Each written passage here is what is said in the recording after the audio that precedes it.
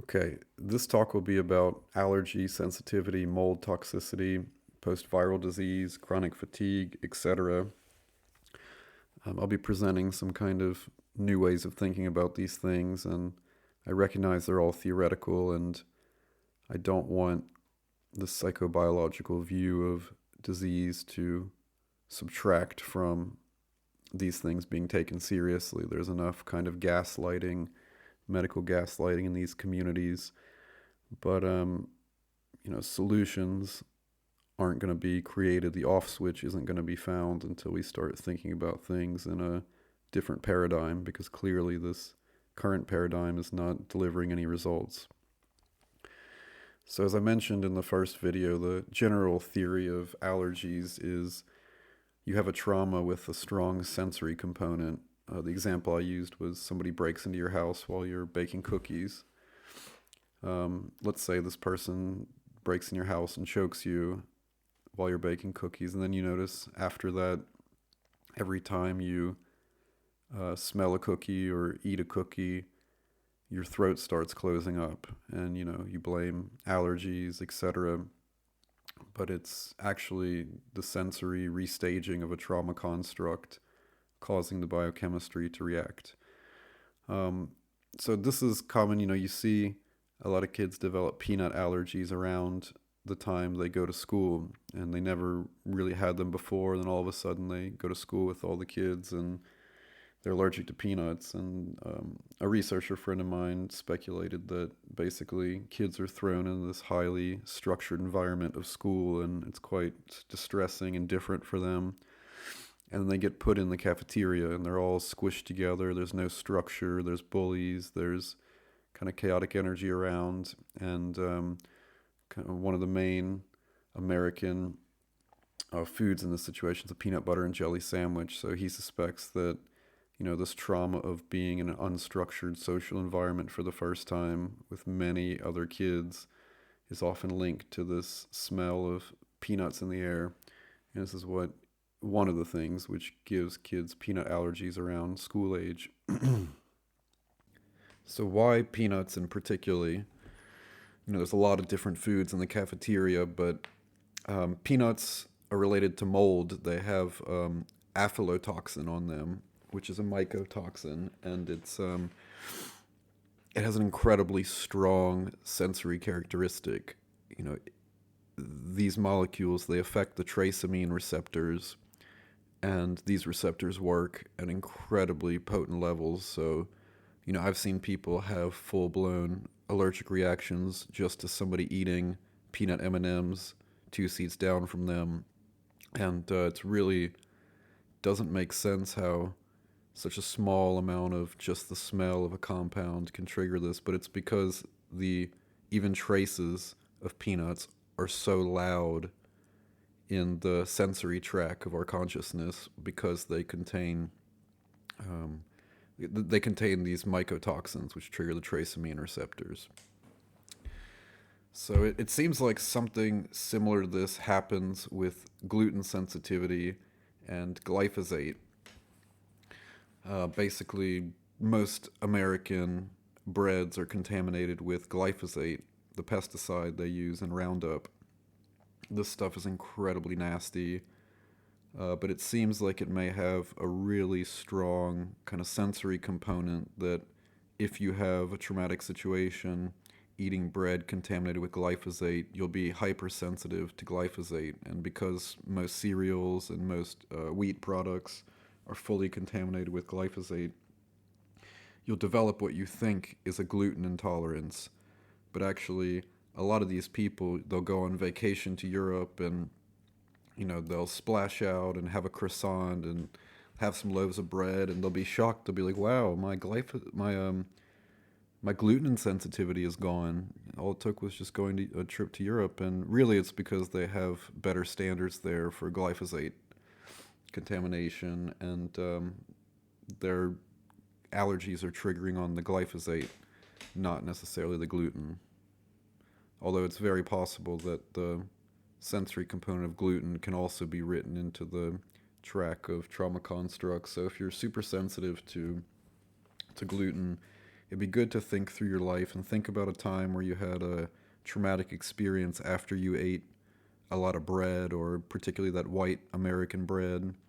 And this often could be the same thing as a peanut butter, school age peanut butter and jelly sandwich. These kind of American peanut butter and jelly sandwiches on low quality peanut butter with low quality bread. These things are just like bombs of sensory information. And if they get recorded into a trauma, you can imagine you'll be quite sensitive to those things. Um, Relating this to chronic fatigue, it's probably best to look at where CFS was first kind of observed or discovered. Not a lot of people know this, but it started during a mass illness event in Truckee. It's around Lake Tahoe. There's a gentleman called Eric who's a big patient advocate who was there when it happened, and he was one of the test cases. So basically, what happened was this small lakeside town, everybody got sick at once. There was this kind of mysterious fever, kind of generalized pathogenic symptoms going around, and many people recovered after a week or two, but a lot of people didn't recover, and they stayed sick for years, if not decades now. And many researchers now call Truckee the cancer capital of the West. So something happened there. A team of scientists were sent down to study these people. They took bloods from many of the patients. Eric was one of them. And basically, they were looking for what the common link was. And they took bloods from 20-something patients, and in something like 15 of them, they found the Epstein-Barr virus was reactivated. So they announced that chronic fatigue syndrome was related to Epstein-Barr, and that was that. But as Eric will point out, there was many people who were hit with this illness who had no Epstein-Barr. It was not the causal aspect of this mass disease. So it's not clear what happened in Truckee, why everybody got sick, but there was strange environmental components. Eric mentioned that the geese stopped migrating that year. Some kind of bioelectrical system was damaged in the geese, and they didn't migrate, so the town actually paid hunters to shoot them and prevent overpopulation. There was big algae overgrowth. All the frogs had just spontaneously died. There was a lot of environmental shifts. Eric pointed out that many people during this mass illness started getting cognitively very strange. They started losing their direction. They would get lost on the way home, which also indicates some kind of bioenergetic breakdown. So basically, this is the original kind of outbreak of chronic fatigue syndrome. And if you want to understand chronic fatigue, you have to understand and explain this event. And the way I would explain this event inside this holographic consciousness-based framework is that something happened in Truckee which is above all our pay grades. It could have been some type of exotic radiation, high frequency energy, some higher dimensional thing. Who knows? Potentially weapons testing, accidental weapons release, some next generation weapon. But there was some kind of sensory environmental stress, whether it's EMR, whether it's ionizing radiation, whether it's something we don't quite understand. And the whole town got hit with it. And many people just, their bodies reacted, they adjusted, they had a little flu, fever, they were fine. But the people with active trauma constructs, or trauma constructs that were created while the sensory component was in the air, it captured the sensory component, and that energy, whatever it was, manifested through the biochemistry, manifesting as cancer and many other chronic diseases later on. So this is relevant in the lens of mold sensitivity. There was massive mold overgrowth. Many people, including Eric, became mold sensitive, but it doesn't seem like the mold was the main driver. The vibration of the mold seemed to be a side effect, and something that re-triggered this sensory experience when mold was re-experienced. So in general, mold sensitivity is really interesting. You know, you have these houses where they're fully covered in mold, and you know, maybe there's a multi-generational family living there, and some of the family members, they handle it fine. They don't even notice the mold, have no side effects, whereas some are just fully tortured by it, and you know, it ruins their life, causes all kinds of chronic illness. This is a super common setup, and it's often counterintuitive. For example, the grandmother who's 90 years old and smokes 3 packs of cigarettes a day is totally fine, whereas the young, healthy kids are the ones getting hit by it.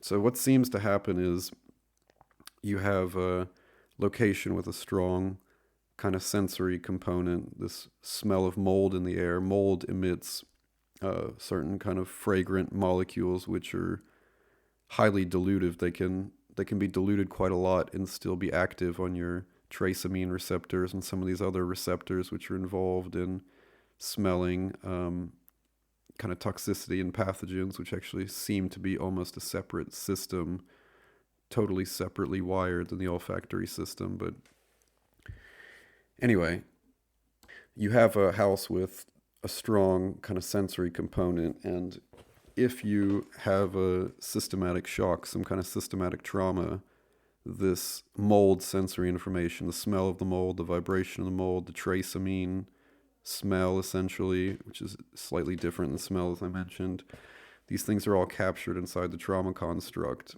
And then anytime you smell those things again, it reactivates. So you see this in people with mold sensitivity. They travel and they go to a hotel, and they say that just walking into the hotel, the first 3 seconds before even a handful of molecules of mold can touch them, they know, their body reacts. They know that there's mold in the building. So it's clear that this is kind of a higher dimensional consciousness-based reaction.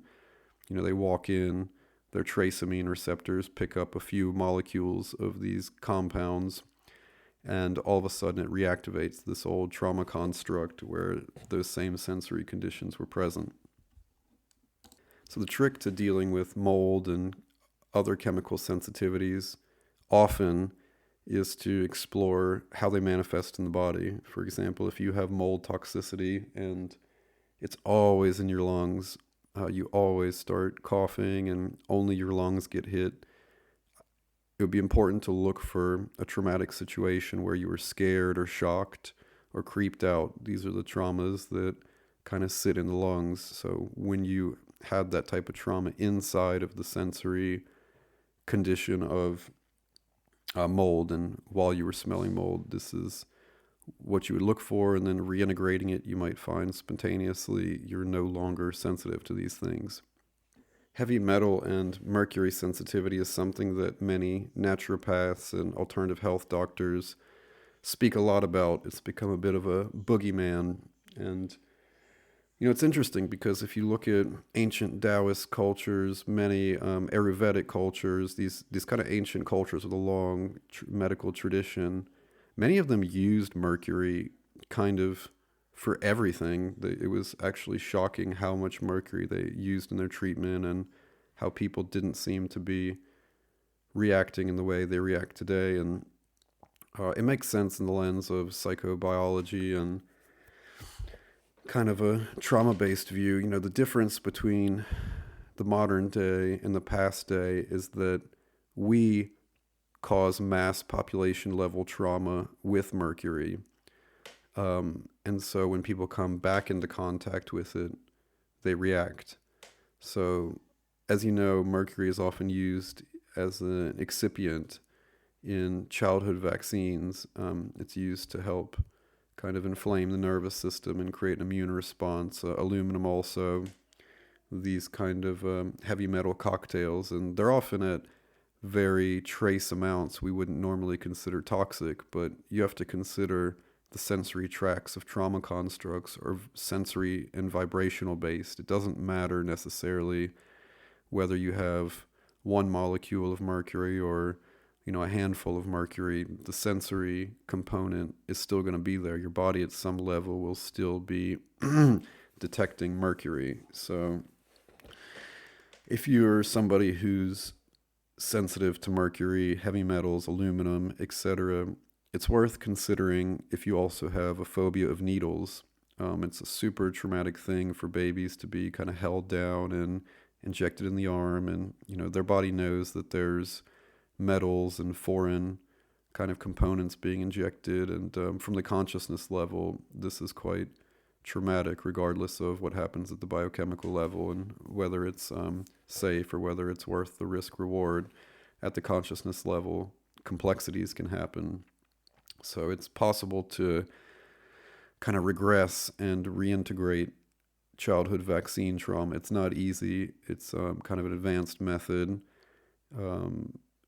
Experimental tools such as iboga, etc., can be used for this type of thing with success. But it is possible, and it is something that should be looked at.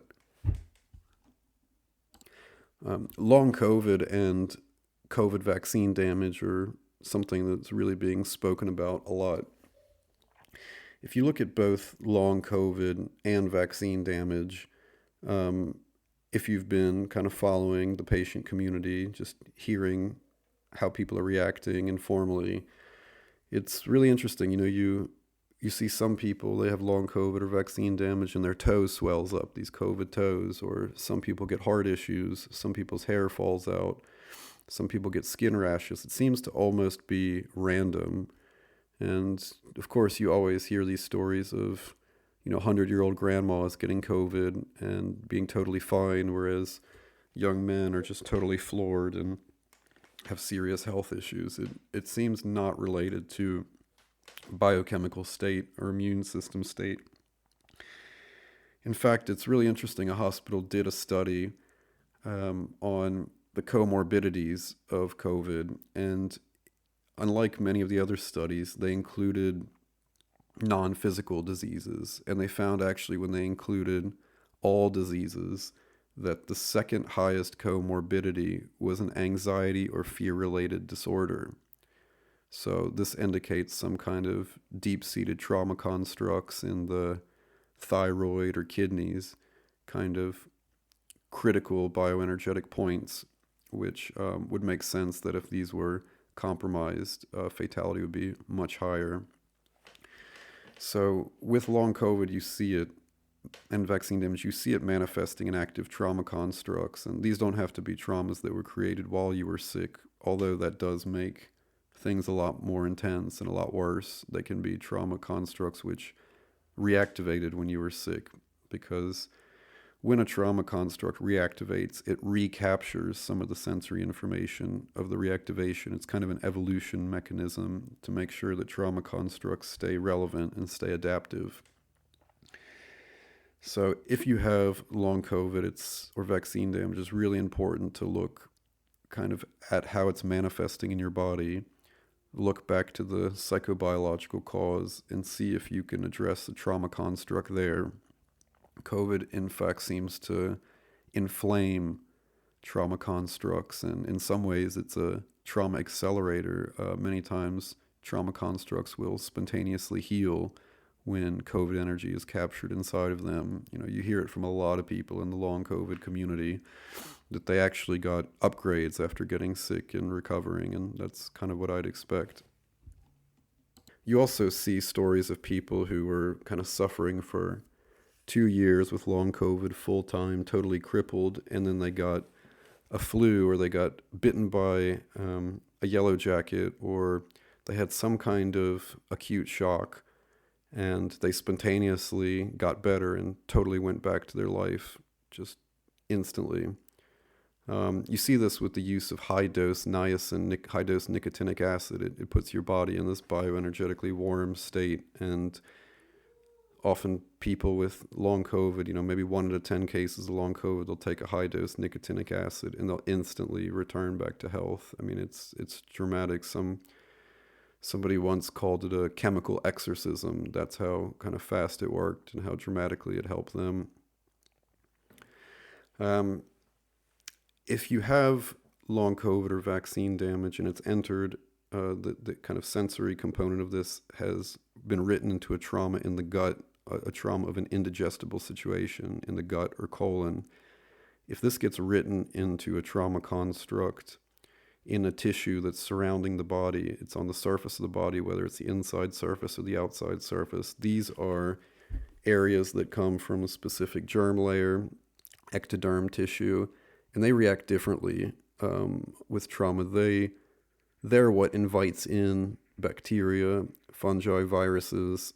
These are all adaptive systems that are invited in to help remodel surface level tissue, because our surfaces, inside and outside, these are our boundaries to the outside world. This is our delineation. This is where we need kind of some upgrades or horizontal information transfer to stay adaptive. So if you have a trauma construct kind of on surfaces which contain microbiome, and COVID energy is expressing itself on these surfaces, the bacteria will express physically the energetic construct. So you'll express toxicity through the bacteria as some kind of runaway adaptive mechanism. So researchers have found this, that the microbiomes of people infected with COVID are producing peptide venoms,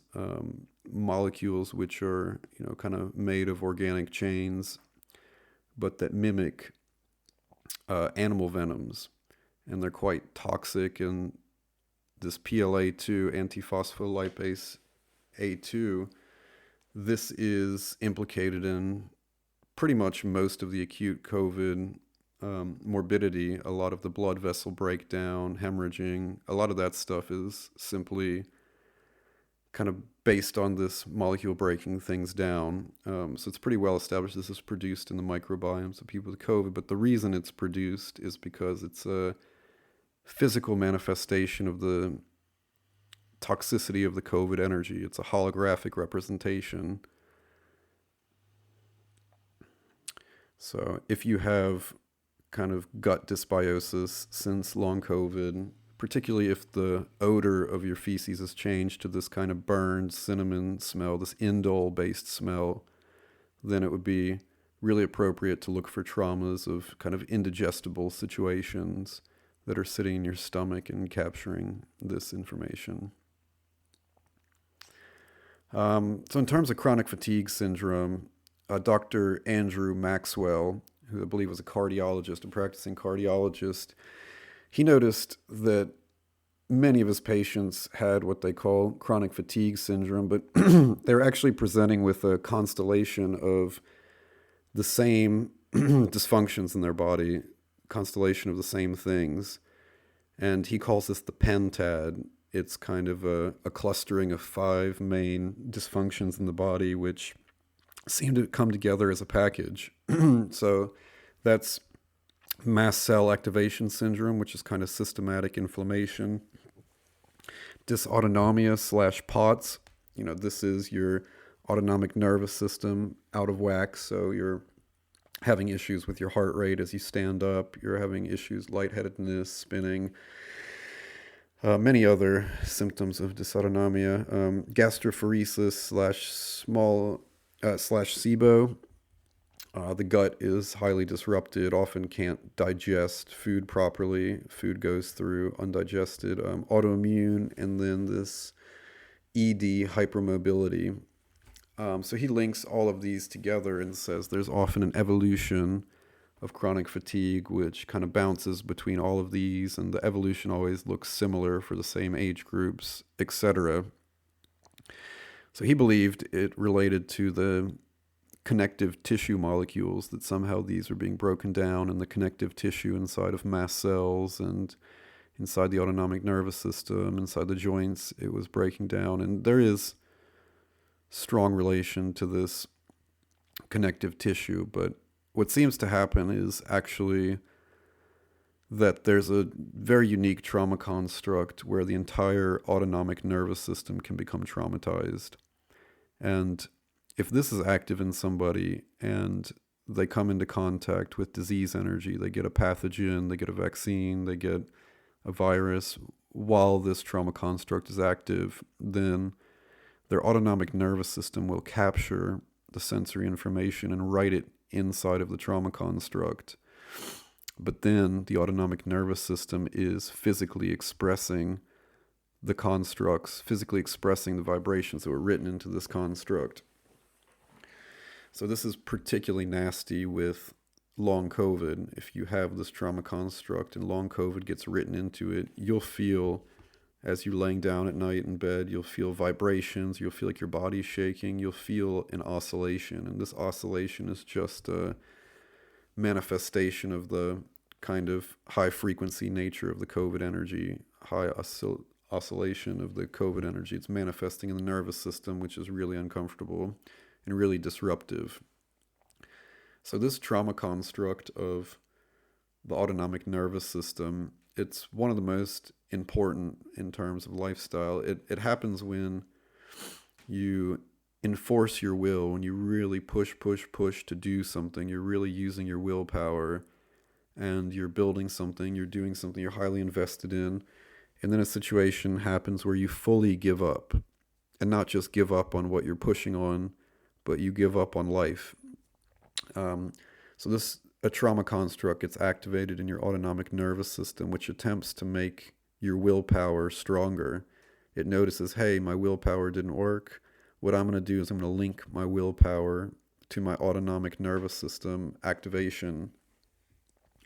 So you end up in this situation where every time you enforce your will, your nervous system is hyperactivated.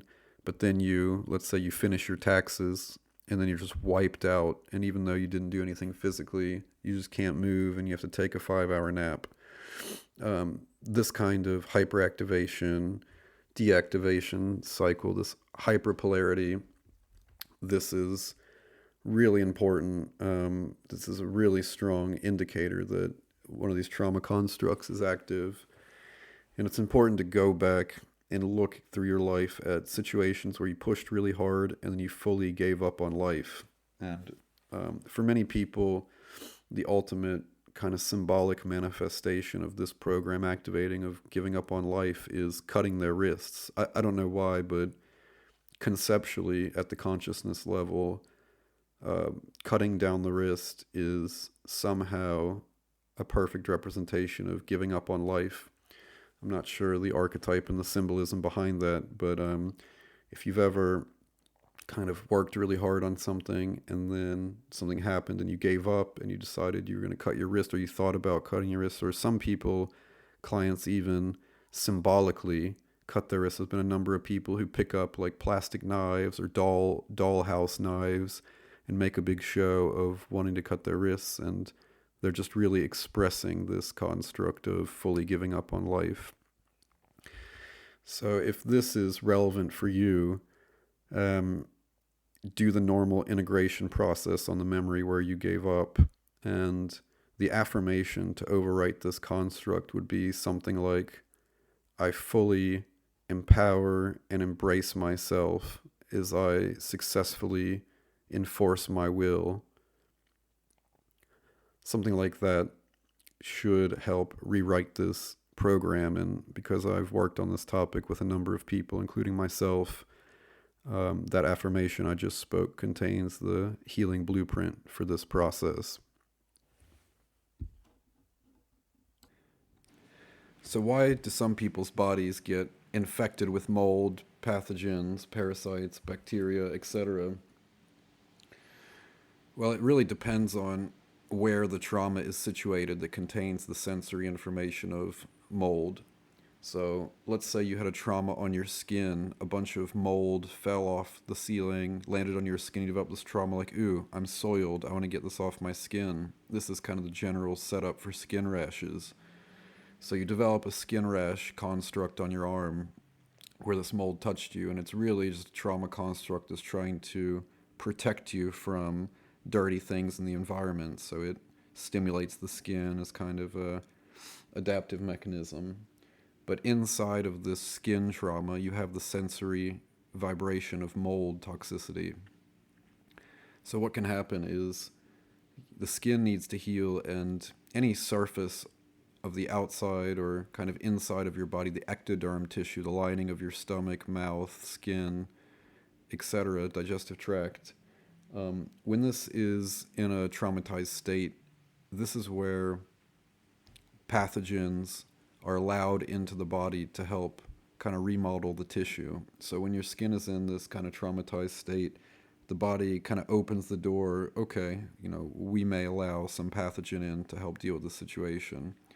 So if you have the sensory vibration of the mold in a skin trauma, the skin is, statistically way, way, way more likely in terms of probability to have an infection, to attract the same vibration that's inside the skin trauma physically, or even self-assemble and kind of manifest it. This kind of happens 10 times worse if the sensory information captured in your trauma is so intense that the body needs to compress it down into an entity and give it an intelligence. This is where things get weird. Let's say you had a bunch of mold fall on your arm and the house was really dark and gloomy and your grandmother was yelling at you and there was just this really gloomy, predatory vibration, and this mold fell on your arm, and it was just so much mold, and many other traumas had this mold. What'll happen is the sensory information, the mold and pain and anger from your grandma and the dampness, all of this gets compressed down into an archetype. And the simplest archetype is a conceptual archetype, this mold character that's attacking you. So the sensory information kind of self-assembles into this entity, which takes on this kind of antagonist role. When this happens and it expresses itself in the biochemistry, then this is where you get like pretty serious mold infections on the skin. You get pretty serious parasites and bacterial disbalance in the stomach. It really depends kind of where the trauma construct may be. And, it looks on the surface that you were in a moldy house and the mold fell on you and mold started growing on your arm, and it looks like kind of a contagion theory thing. But then your grandma, who's been living in the house for 40 years and chain smokes 40 cigarettes a day, she's totally fine. And it's just because she doesn't have active trauma constructs being with this information written into it. So one really interesting case study is a client who had a demyelinating lesion in their brain after they had neurological malaria. So they basically got malaria in Africa, had brutal migraines, and were so sick, and the malaria really affected their head. And then since then, and taking anti-malarials, they developed a lesion in their brain which randomly kind of swells up and demyelinates. It kind of, the coating of the brain tissue is kind of wearing off. It's becoming decoherent. And when we finally looked at it, we went back to the memory of the actual acute disease, and he had gotten malaria and was super worried about his brain, if his brain was going to be attacked, if he felt really like stupid and he couldn't perceive. And what happened is it created trauma constructs in the veins around the brain. These veins get traumatized by the concept of my brain's not nourished enough or my brain's toxicified. You develop traumas in there which cause headaches anytime you have serious self-devaluation about the status of your brain and its nutrition. So he developed that, and he also seemed to develop a trauma in the skull right above this point of feeling stupid, not being able to perceive. So these two traumas so close together with this massive sensory component of pain, migraine pain, toxicity, and parasitic illness were written into the sensory track of these traumas. And what we found when we disassembled this is it self-assembled. It was too much pain energy and too much toxicity energy for the body to carry, so it compressed it down and self-assembled an entity. And the construct of this entity, it took on the characteristics of the sensory information around him. So it was actually, it looked like a little conceptual grub, like a little worm, that was anchored in his brain around those veins, which represent his trauma of worrying that the brain was not nourished. And this thing flared up on and off. It would flare up at a few months at a time, be fine for part of the year, and it would just flare on and off, on and off. And it's because there was a very strong psychobiological component, and the amount of pain and toxicity energy essentially took on a self parasitic life of its own and manifested on the conceptual plane as a little worm attached to the trauma, a little parasite attached to the trauma of his brain not working. But in the physical realm, it manifested as kind of a dead spot in his brain, energetically dead spot where demyelination was happening inside. So it's really important for these types of things, when there's pathogenic illness involved, to go back through what happened while you were acutely sick, because the vibrational sensory component of pathogens, viruses, bacteria, it only lasts a few days during the acute phase. It's something that the body tends to deal with at the sensory level quite rapidly. And going back through pathogenic diseases, try to find out what happened. You know, you hear this story a lot of people getting like a stomach bug in a foreign country and then never feeling the same, always having some digestive issues after food poisoning, etc. This is probably just coming into contact with foreign sensory information you've never seen before while you had a trauma, you know, during traveling. In the stomach, it might be an indigestible situation trauma where you saw something that seemed indigestible, you felt like you're in a situation that's indigestible. Really important to go back through all like severe pathogenic illnesses and reintegrate any traumas that happened in the acute stage. And often they can be abandonment traumas in the kidneys, like you got really, really sick and nobody helped you. Traumas around self-devaluation of the body. I can't move my body. I can't move my legs. The gut, you know, this is indigestible. Those are some things to look for.